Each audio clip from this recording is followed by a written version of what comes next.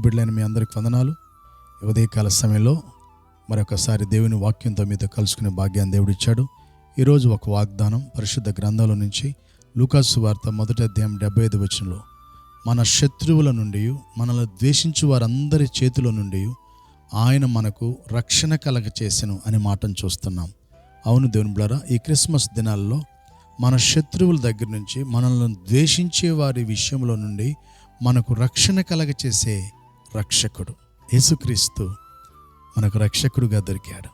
నేను ఎవరైనా ద్వేషిస్తున్నారా, దూషిస్తున్నారా, నీకెవరైనా శత్రువులుగా ఉన్నారా, వారందరి నుంచి తప్పించడానికి, నీకు రక్షకుడుగా రక్షణ ఇవ్వటానికి వచ్చిన రక్షకుడు. ప్రార్థన చేసుకుందాం. తండ్రి, మీకు వందనాలు నాయనా. హన్నా తన తోడికోడల ద్వారా ద్వేషించబడుతుంది.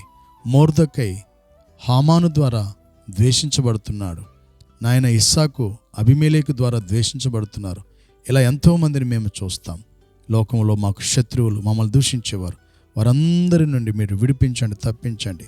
బిడ్డలందరూ చూస్తుండగా ఎవరికి ఎటువంటి ఉన్నా కూడా మీ రక్షణను ద్వారా అద్భుతం చేసి దీవించమని, ప్రతి శత్రుత్వం నుంచి, ప్రతి ద్వేషం నుంచి తప్పించి మీ రక్షణతో బిడ్డలను దీవించమని యేసు నామములో ప్రార్థించి పొందుకుంటున్నాం తండ్రి.